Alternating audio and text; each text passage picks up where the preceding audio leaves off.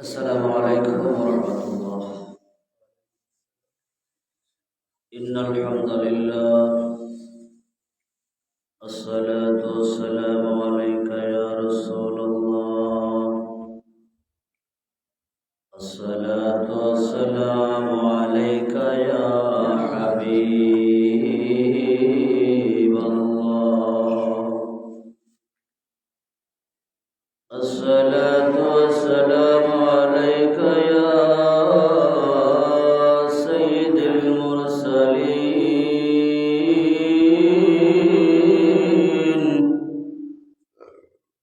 الصلاة والسلام عليك يا شافع المذنبين،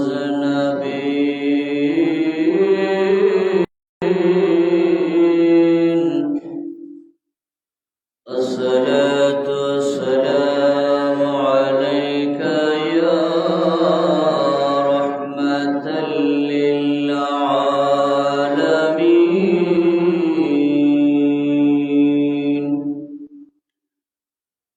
أعوذ بالله من الشيطان الرجيم. بسم الله الرحمن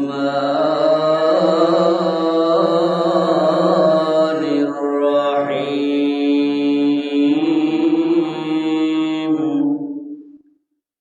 إن الله وملائكته يصلون على النبي يا أيها الذين آمنوا صلوا عليه وسلموا تسليما. اللهم صل على سيدنا مولانا محمد وعلى آل سيدنا مولانا محمد. नबी नामे दिल वैजद अरे जोगोते कदना रुज हशरे बजान तारा আমার নবীজির দেখা পাবে না। আল্লাহুম্মা সাল্লি আলা সাইয়্যিদিনা মাওলানা মুহাম্মদ ওয়া আলা আলি সাইয়্যিদিনা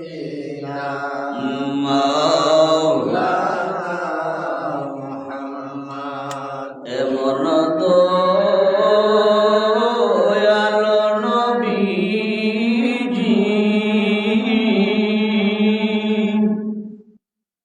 যার সাথে নাই তুলনা,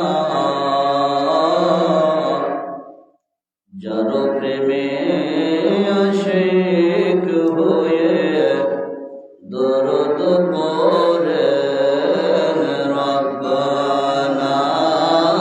আল্লাহুম্মা সাল্লি আলা সাইয়্যিদিনা মাওলানা মুহাম্মদ ওয়া আলা আলি সাইয়্যিদিনা মাওলানা মুহাম্মদ। কে আসো গো এ দরাতে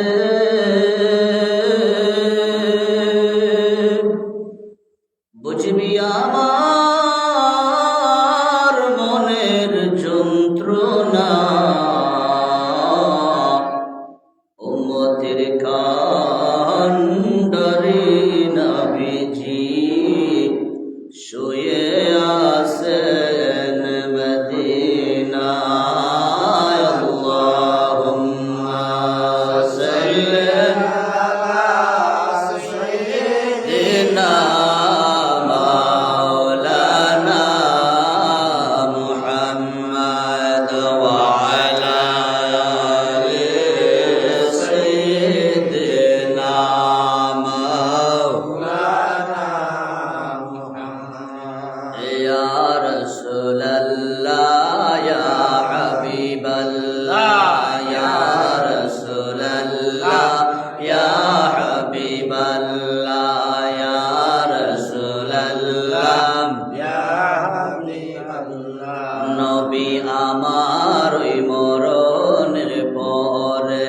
গোসল করাইয়া কাফনি পরাইয়া যখনই রাখবেন কবরতে শোয়াইয়া লয়া গো খুলে নবী লয়া গো খুলে গোলাম বলিয়া ইয়া রাসূলুল্লাহ ইয়া হাবিবাল্লাহ ইয়া রাসূলুল্লাহ ইয়া হাবিবাল্লাহ নেকির মন কি রাশিয়া সওয়াল করবেন বসায়া নেকির মন কি রাশিয়া সওয়াল করবেন বসায়া দিও গো নবীজি পর্দায় উঠাইয়া দিও গো নবীজি পর্দায় উঠাইয়া করিব সালাম কদম দরিয়া ইয়া রাসূলুল্লাহ ইয়া হাবিবাল্লাহ ইয়া রাসূলুল্লাহ ইয়া হাবিবাল্লাহ লা ইলাহা ইল্লাল্লাহ মুহাম্মাদুর রাসূলুল্লাহ সাল্লাল্লাহু তাআলা আলাইহি ওয়াসাল্লাম মুআজ্জাজ মুকাররম উলামায়ে কেরাম বাবা সমকক্ষ মুরব্বিয়ানে আযম আমার সমকক্ষ যুবক বন্ধুরা পর্দার আড়ালের আমার ভালোবাসা বা পর্দা নিশি মা ও বোনেরা অপরাধের খিদমত মোবারকে আমি অদম গুনাহগার আল্লাহ এর পক্ষ থেকে ইসলামিক শুভেচ্ছা ও তার সাথে সাথে সালাম আসসালামু আলাইকুম ওয়া রাহমাতুল্লাহ রব্বুল আলামিনের দরবারে শুকরিয়া আদায় করে দেই যে রব্বুল আলামিন পরবর্তীকার আলমে আপনাকে আমাকে দয়া করে মায়া করে অত্যন্ত ভালোবেসে আল্লাহ পাকের ঘর মসজিদ পর্যন্ত আসার বসার কথা বলার কথা শোনার যে রব্বুল আলামিন আপনাকে আমাকে তৌফিক দান করে দিয়েছেন এজন্য রব্বুল আলামিনের দরবারে উচ্চ আকারে একবার বলি আলহামদুলিল্লাহ। প্রিয় সুধী, আসলে আমরা বর্তমান যে সময় এই সময়ে শুধু আমরা নিজেরটাই আমরা নিজে বুঝি, অন্যটা বোঝার সময় আমাদের কাছে নাই।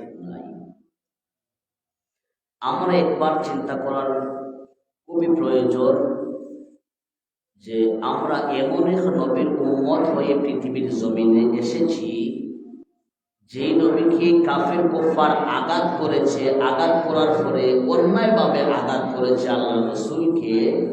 অন্যায়ভাবে আঘাত করার পরে আল্লাহর নবী বলছেন যে ভাই আমাকে যে তুমি মারছো তুমি কষ্ট পাইছো। অন্যায়ভাবে আল্লাহর রাসূলকে মারার পরে আল্লাহর রাসূল বললেন রে ভাই তুমি যে আমারে মারছো তোমার আজকে কষ্ট পাইছেনি। আর আজকে আমরা ন্যায় অন্যায় বুঝিনি, ওটা ইসলাম ধর্ম নেই। আজকে আমরা কোরআন শরীফ একবারে তোলার মতো ভাই, কোরআন শরীফের ইজ্জত মর্যাদা সম্পর্কে মুফাসসিরিনে কেরাম উল্লেখ করেছেন। যখন আল্লাহ পাক রব্বুল আলামিন এই কোরআনকে নাজিল করার আগ্রহ নিলা, তোর আকাশ রে বললে আকাশ তুমি কোরআন রে বসো, যদি বলেন না সুবহানাল্লাহ। জমিন রে কইলা জমিন তুমি গোছো, অন্য রসুল নবী রাসূল করে উম্মত রে কইলা কেউ গোছে না। আপনার আমার নবী রাহমাতুল লিল আলামিন দরদে উম্মতের কান্ডারি নবীকে বলার সাথে সাথে আল্লাহর নবী ডাক দিয়া কই আল্লাহ মঞ্জুর। সুবহানাল্লাহ। সেই সময় খালির অবস্থায় আল্লাহ একজন ফেরেশতাকে ডাক দিয়ে হলো, ফেরেশতা তুমি আমি কোরআন নাজিল করব পৃথিবীর জমিনও, ওই কোরআনটাকে দেখি তোমার শক্তি কতটুকু কাবার দেয়। সুবহানাল্লাহ। আল্লাহ কইল ফেরেশতা তুমি একটা পৃষ্ঠা উল্টাও কোরআন শরীফের। ফেরেশতা ডাক দিয়ে বলল রব্বুল আলামিন আমার পক্ষে সম্ভব নাই, আমার আরো 10 জন সাহাবী দেও। সুবহানাল্লাহ। আরো 10 জন ফেরেশতা আমারে দাও, আমি একলা আমার পক্ষে একটা কোরআন শরীফের একটা পৃষ্ঠা উল্টানে আমার পক্ষে সম্ভব না, আরো 10 জন চাইলা। আল্লাহ ডাক দিয়ে কইলা তোমার দোয়া মঞ্জুর, আরো 10 জন দিলাম, মোট 11 জন মিলিয়া এই কোরআন শরীফের একটা পৃষ্ঠা উল্টাইতে পারে না। সুবহানাল্লাহ। ডাক দিয়ে কইলা আল্লাহ রাব্বুল আলামিন এই কি এমন একটা জিনিস আমরা 11 জন মিলিয়ে একটা পাতলা পৃষ্ঠা উল্টাইতে পারি না, তার কারণ কি? আল্লাহ ডাক দিয়ে কইলা ও সাহাবীরা রে, ও আমার ফেরেশতারা রে, ও আমার ফেরেশতারা তোমরা তো 11 জন মিলিয়ে একটা পারছো না, আমি তামাম ফেরেশতারা দিয়ে দিলাম, সবাই মিলিয়া কোরআন শরীফের একটা পৃষ্ঠা উল্টা। সুবহানাল্লাহ। তামাম মিলিয়ে একটা পৃষ্ঠা উল্টাইতে পারে নাই। আর যদি বলবেন না সুবহানাল্লাহ। আচ্ছা কোরআন শরীফ কি পাইছি আমরা? যার মনে যেমনি হয় আমরা নসিহত করি, যার যেমনি মনে করে আমরা ব্যবহার করি কোরআন। আল্লাহর কাছে আরজি রাখলেন, ফেরেশতারা ডাক দিয়ে কইল আল্লাহ এ তো এক মহামানিত এক জিনিস, আপনি কোন রসুলের উম্মতের নাজাতের জন্য পাঠাইবেন। সুবহানাল্লাহ। আমরা তামাম ফেরেশতা কুল মিলে একটা কোরআন শরীফের পৃষ্ঠা উল্টাইতে পারি নাই, তাইলে তো নিশ্চিত এমন এক রসুলের উম্মতরাদেরকে নাজাতের জন্য হেদায়েতের জন্য এইটা নাজিল করবে, তাদের পাওয়ার অনেক বেশি। জুড়ে বলে সুবহানাল্লাহ।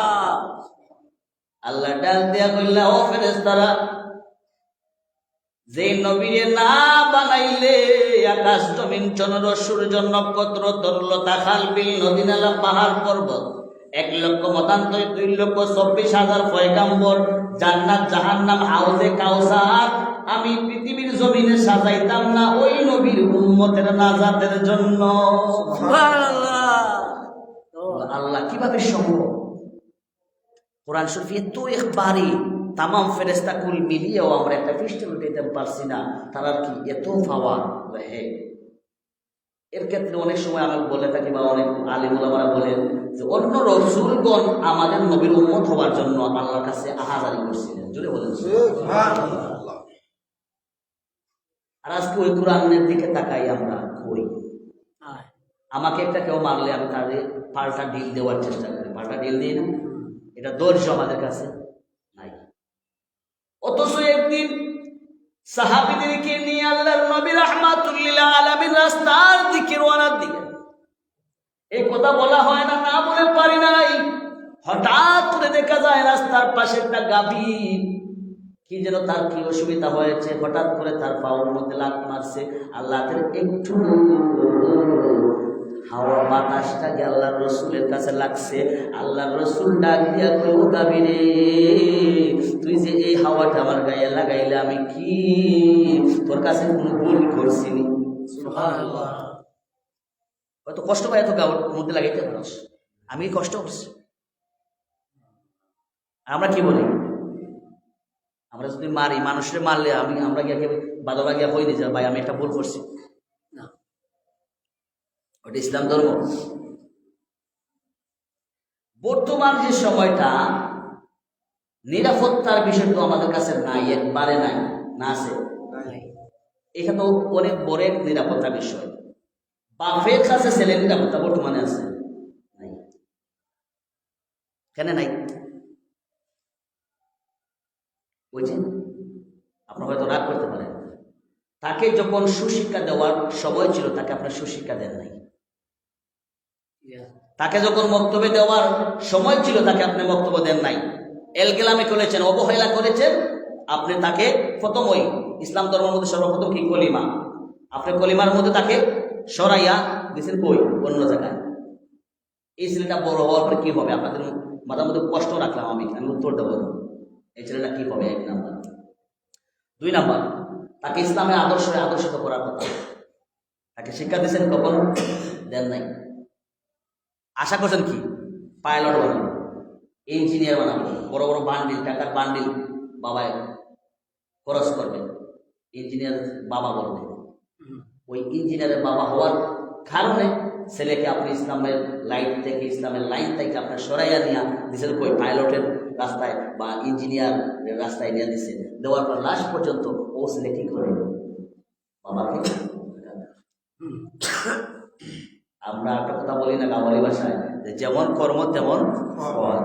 আপনি যেভাবে আপনার সন্তানকে যেভাবে চালাইবেন, আপনার সন্তান যদি সঠিক হয়ে থাকে ওই পথেই চলবে। আর ওই পথে যদি আপনি না চালান, এটাই কিন্তু আপনি হাসরের ময়দানে আপনার জবাব দেওয়া লাগবে যে তোমাকে আমি একজন এই গোরের জিম্মা বানিয়ে দিয়েছিলাম, গোরের সর্দার বানিয়ে দিয়েছিলাম, তোমার কাজ ছিল কি আর তুমি করেছ কি? তখন কি জবাব দেবে? জবাব দেওয়ার সুযোগ আছে?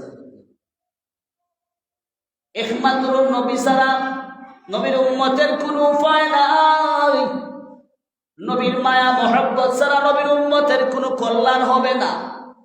এর জন্য যতটুকু করেন নিজের বিভাগের মধ্যে প্রশ্ন রাখবেন। এমন একটি ধর্ম, যেই ধর্মের মধ্যে কেউ আঘাত করলে তাকে পাল্টি আঘাত করা যায় না, অন্যায়ভাবে মারলে তাকে অন্যায়ভাবে মারণ যায় না। ওটা শিক্ষা দিয়েছেন আমাদেরকে কে? আল্লাহর নবী। আল্লাহ যদি চাইতেন নবীকে, বাবা দুনিয়া থাকতে নবীকে আল্লাহ দুনিয়া জমিনে পাঠাইতে পারতো কিনা? বাবা নিয়ে সরাইয়া রাখলে, এরপরেও দেখো আমার বন্ধুকে আমি এতিম বানাইয়া দুনিয়ার জমিনে পাঠাইছি, এরপরেও দেখি আমার বন্ধুরে দুনিয়ার মানুষ ভালোবাসেনি। আজকে আমরা ভালোবাসি। আজকে আমরা ভালোবাসা কি জানেন? বলবো, আমাদের ভালোবাসা শুধু টাকা, শুধু টাকা। মনে যেটা ভালোবাসা টান আছে ওটা নাই, টাকা আর সম্পদ। আর দুনিয়ার সব কিছু আমাদের ভালোবাসা, আখিরাতের কোনো কিছু আমাদের কোনো ভালোবাসা নাই। এই যে দুনিয়া ক্ষণস্থায়ী দুনিয়া, কিন্তু দুনিয়ার সব ভালোবাসা আমাদের কাছে, আখিরাতের কোনো ভালোবাসা নাই। তাহলে আমাদের অবস্থা কি হবে? এর জন্য আমরা সঠিক একটা পথ পেয়েছি, এটা এমন একটি ধর্ম পেয়েছি যে ধর্মের মধ্যে কোনো সন্দেহ নাই। এমন একটি ধর্ম পেয়েছি যে ধর্মর মানুষের আচরণে বেদুইন করে মুসলমান হয়ে যায়। যেটা বলেন সুবহানাল্লাহ। আজকে আমাদের ব্যবহার দেখার পরে বেদুইনরা মুসলমান হওয়া দূরের কথা, মুসলমানকে খ্রিস্টান বানাই ফেলেন। কত মুসলমানকে হিন্দু বানাইছে, ইতিহাস সাক্ষ্য রেখে দিছে। মুসলমানের ছেলে সে হিন্দু হয়ে গেছে। নাউজুবিল্লাহ বলবেন না?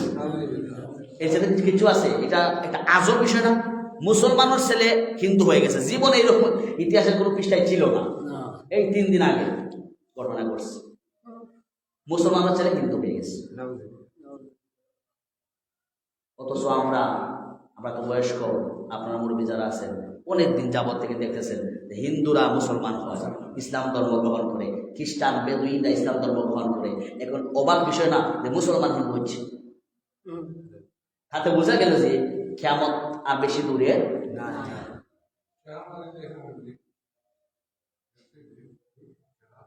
এখন বুঝেন অবস্থা কি? আমরা এই জায়গায়, আমরা বাংলাদেশটা ইসলামিক রাষ্ট্র না। আমি কিন্তু কোনো দলে, আমি আসলে বলছি, আমি প্রথমে একদিন বলছিলাম যে আমি কোনো দল করি না, কোনো দলীয়ভাবে আমি কোনো কিছু কথা বলি না। আমি বলতেছি যেমন দেশের আইন মানা কিন্তু ফরজ, দেশের আইনটা মানা কিন্তু ফরজ। কারণ যে জায়গায় যাক আইন মানা এটা আমাদের জন্য ফরজ। ফরজ কিভাবে আপনাদেরকে সামনে বুঝাইলে বুঝতে পারবেন। যেমন 1940 সাল থেকে মতান্তরে 1942 সাল থেকে দারুল কিরাতের কার্যক্রম চলছে আজ পর্যন্ত। চলছে না? চলছে। কোনদিন বন্ধ হয়েছিল দারুল কিরাত? বন্ধ হয় না? বন্ধ হয়েছে। যখন আমাদের দেশে করোনা আসছিল তখন 1 বছর কিন্তু দারুল কিরাতে পড়া হয় নাই, বন্ধ ছিল। বন্ধ ছিল না? 1 বছর বন্ধ ছিল। যদি ইচ্ছা করতেন বড় সাহেবে দারুল কিরাত বন্ধ না করে দিলে পারতেন না? পারতেন না? অথচ দেশের আইনকে রক্ষা করার জন্য কি করছেন? দেশের আইনকে রক্ষা করার জন্য দেশের আইন কিন্তু উনি মানছেন। আর করোনা যে বিষয়টা আইছিল ওইটা ওই রোগ থেকে মুক্ত পাইতে হইলে কোরআন শরীফ তেলাওয়াত করতে হবে। যদি বলেন আর কোরআন শরীফ কি বন্ধ করা হয়েছে, হয় না? কিন্তু এটা ইতিহাসের সর্বপ্রথম একটা পৃষ্ঠার মধ্যে এটার নাম লেখা। কখনো 40 থেকে মতান্তরে 42 সাল থেকে 2026 সাল 1 বছরেও দারুল কিরাত বন্ধ হয় নাই। করোনাকে মানার জন্য, দেশের আইনকে মানার জন্য 1 বছরের জন্য বন্ধ করেছে। তাহলে বোঝা গেছে কি ওইটা আমাদের দেশের আইন মানা আমাদের জন্য ফরজ। আপনি আইনের বেতনে যেতে পারেন না। যে কোনো দল করো, আমার অসুবিধা না। দল কি গ্রামে মসজিদে হবে? বর্তমানে তো রাজনীতির দল সবগুলো মসজিদের মাদ্রাসায় চলে আসছে। বাস্তব না বিষয়টা? গ্রামের মসজিদের কমিটির মধ্যে এই সভাপতি, এই সেক্রেটারি, এই আওয়ামী লীগের, বিএনপি, এই জামাত, এই লামাজ হাবিব খালিজ, কত কিছু। এটা আমাদের ভাই, বাতিজা, চাচা, এরকম তো আমাদের গ্রামে আছে না, সবাই মিলে। এখানে আমরা এগুলা করার দরকার আছে? আচ্ছা, আজ পর্যন্ত কি আমরা যদি রুজি রোজগার না করি আমাদের কোনো দলে আমাদেরকে খানে দিবে? আমরাই তো মাথার গাম পাওয়া ফাইলাই রুজি করতে হইব, খাইতে হইব। তাইলে আমাদের এই যে সুন্দর সমাজের মধ্যে আমরা অশৃঙ্খলা ধরনের কারণটা একটি চিন্তা করছেন? চিন্তা করেন কি সাথে তো কিছু দেখি নাই। এই দেখেন আওয়ামী লীগ পতন হয়েছে, বিএনপিরা আগুয়াইছে, এবার দাদা জামাতরা নিচে গেছে, তখন দাদা জামাতরা ঘুরে গেছে, হে আব্দুল আইয়া ঢুকে গেছে। এইটা কিন্তু আসলে একটা ফিতনা। এই যে দলগুলা এগুলো কিন্তু আসলে একটা ফিতনা। আমি রুজি করলে ওইটা আমার ব্যবস্থা হবে। এখন ওই যে আমরা ইসলামিক লাইটের কথা বলছিলাম যে আমাদের এই দেশ ইসলামিক রাষ্ট্র বলে না, প্রায় সময় বাংলাদেশ ইসলামিক রাষ্ট্র বলছে, তো অনেকবার বলছে। কিন্তু আমরা ইসলামিক রাষ্ট্র পাওয়ার পরে আমরা ইসলামের কি পেয়েছি? বাংলাদেশে কিছু পাইছি? কিছু পাই নাই। সব থেকে দেখা যায় ইসলামিক রাষ্ট্রের মধ্যে ইসলামের ক্ষতি হয়েছে বেশি, ক্ষতির দিকে চিন্তা ধারণা বেশি। কিন্তু এই দেশে কোরআন শরীফের আওয়াজ চালু ছিল, আসলো, কেমন থাকতো। এখন দেখা যায় কোরআন শরীফের আওয়াজ যখন মাইকে যায় অনেক মানুষে বাধা দেয়। ওটা ইসলাম ধর্ম, আর ওটা রাষ্ট্রীয়ভাবে ইসলাম। রাষ্ট্রীয়ভাবে এই ইসলামিক ফাউন্ডেশন যারা অন্তর্ভুক্ত আছে, আমি দেখছি ইসলামিক ফাউন্ডেশনের বইয়ের মধ্যে আছে এই রাষ্ট্রীয়ভাবে মিলাদে কিয়াম করা, এটা রাষ্ট্রীয়ভাবে জায়েজ করে দিচ্ছে। এখন যারা এটা বিপক্ষে যারা ফতোয়া মারতেছে, যদি আসলে বাস্তবে ইসলামিক লাইনের দেশ হইতো তাহলে যারা বিকল্প এটা মানতেছে না তাদেরকে জেলে নিত না? জেলে নিত, কিন্তু জেলে নেয় নাই। অথচ যে জানাজার পরে একটা দোয়ার যে বিষয়, এখানে অনেক মাসালা আছে, সমস্যা, কেউ করে কেউ করে না, কিন্তু ইসলামিক রাষ্ট্রীয়ভাবে ওইটা জারি করে দিছে জানাজার নামাজের পরে দোয়া করা জায়েজ। এগুলা দেওয়ার পরে আমরা ওটার বিরোধিতা করি। আজ পর্যন্ত দেখলাম না যে ওইটার বিরোধিতা যারা করছে তাদেরকে গ্রেফতার করতে, কেউ করছে আজ পর্যন্ত। এই দেশে শান্তি কিভাবে আসবে? ইসলাম ধর্ম শান্তি, আজকে শান্তি নাই কেন আমাদের? এই সব কিছু মিলিয়ে চক্রান্তের মধ্যে আমরা পড়ে, দুনিয়ার স্বার্থের মধ্যে পড়ে আমরা ডুবে রয়েছি, কিন্তু আমরা পরকালের চিন্তা করি না। আর যখন আমরা পরকালের চিন্তা করব তখন দুনিয়ার সব কিছু পিছনে ফেলিয়ে আমরা একমাত্র ইসলাম ধর্ম গ্রহণ করছি। এই ইয়া আইয়ুহাল্লাযীনা আমানু দুখুলু ফিস-সিলমি কাফা, পরিপূর্ণ যেভাবে যখন আমরা ইসলামের মধ্যে ঢুকে যাব তখন দুনিয়ার যতই দল হোক এইটা হোক সেইটা হোক সব কিছু পিছনে ফেলিয়ে একমাত্র আল্লাহ এবং তার হাবিবের মহব্বত রাখবো। ঠিক কিনা বলেন? আল্লাহ পাক যেন আপনাকে আমাকে প্রত্যেককে যেন আল্লাহর পরিপূর্ণ আইনগুলি মানার তৌফিক দান করেন এবং আল্লাহর হাবিব রাহমাতুল্লিল আলামিনের মহব্বত যেন অন্তরে রেখে রেখে আমরা মৃত্যুবরণ করতে পারি। আল্লাহ পাক রব্বুল আলামিন যেন আমাদেরকে তৌফিক দান করেন। সবাই বলুন আমিন। بسم الله الرحمن الرحيم نحمده ونصلي على رسوله الكريم ولما تم من حمله صلى الله عليه وسلم شهرا على شهور الأقوال المرويات وفيها بالمدينة الشريفة منورة عبده وعبد الله وكان قد استجاب بأخواله بني عدي من الطائفة التجارية وما كسبه بشهرا سقيما يعانونه سقمه وشقواه ولما تم من حمله صلى الله عليه وسلم على الشهر القمرية وأنا للزمان أن ينجلي عنه الصداع حضرت أم هريرة ومريم في نسوة من الحظيرة القدسية وأخذها المخاض وقالت النبي صلى الله تعالى عليه وسلم نورا يتنوسلا صلى الله على محمد صلى الله عليه وسلم يا نبي سلام عليك يا رسول سلام عليك يا حبيب سلام عليك صلوات الله عليك سيدي يا رسول الله ويا حبيب الله كندر مدينة